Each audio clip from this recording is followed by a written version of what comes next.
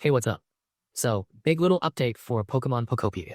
The headline issue here was a series of request-related progression blockers, situations where clever players building and placing blocks could inadvertently make certain cracked blocks invisible or otherwise obscure the intended path forward, and that could freeze requests in place or make them confusing to complete. The developers specifically call out Rock Smash Your Way to Treasure and to Snorlax as examples where placing blocks over cracked tiles near key NPCs like Hitmonchan and Snorlax made it hard to figure out how to proceed, and those have been addressed so you shouldn't run into the same visual roadblocks again.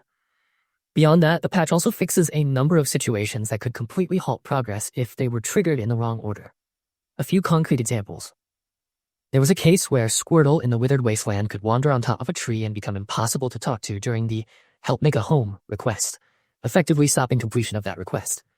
Another sequence in Bleak Beach could prevent Professor Tangrowth's Find the Pokemon Center bridge repair request from firing if cracked bridge blocks were broken too early, and in Rocky Ridges, certain actions could stop the Rotom Meet event from occurring.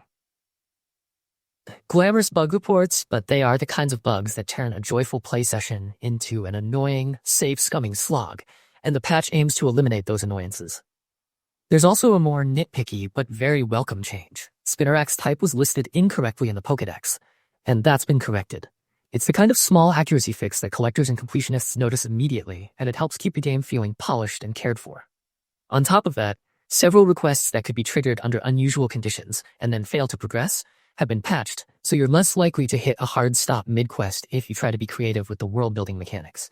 I want to highlight how these fixes reflect the interaction between emergent player behavior and the game's systems.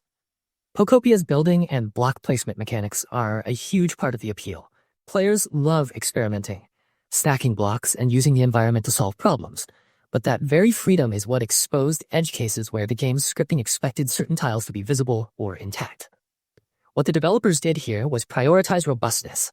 Rather than restricting player creativity, they tightened up the checks and triggers so the game recognizes progression states even when players get inventive.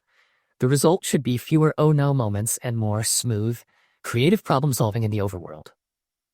From a practical standpoint, if you've already encountered one of these bugs in your save, the patch notes make it clear that applying the update will resolve it. That means you don't have to fear continuing from a point where things went wrong. The fix isn't just for future saves. For players who've stalled out, this is basically a soft reset on those bugs. Get the patch, reload, and the corrected event logic should let you progress normally again. Plenty of outlets covered the update quickly after Nintendo posted the official notes, so this rollout looks intentional and targeted rather than a broad, sweeping hotfix. I also appreciate how specific the notes are about the exact requests and the conditions that could cause trouble. That transparency helps players triage. You can look at your quest list, see if any of the named requests match what you're stuck on, and know that the team has already prioritized those scenarios. It's a solid example of focused quality of life maintenance, the sort of patch that quietly improves the overall experience without changing the core design or balance. This patch doesn't add new content or shake up how you play, and that's perfectly fine for where the game is at right now.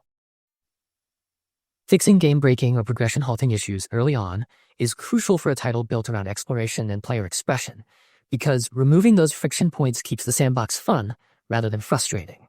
Think of this as the devs reinforcing the foundation, so everything you build on top of it behaves predictably. And all told, this is the kind of practical, player-friendly update that doesn't make headlines for flashy additions, but matters a lot to day-to-day play. If you've been enjoying the sandbox bits and customizing requests, you should notice fewer weird edge cases and a smoother path through those story and side request beats. The devs have been listening to bug reports and responding with targeted fixes, and the rollout of this particular patch on March 17th confirms that they're moving quickly to tidy up issues that would otherwise sour the experience.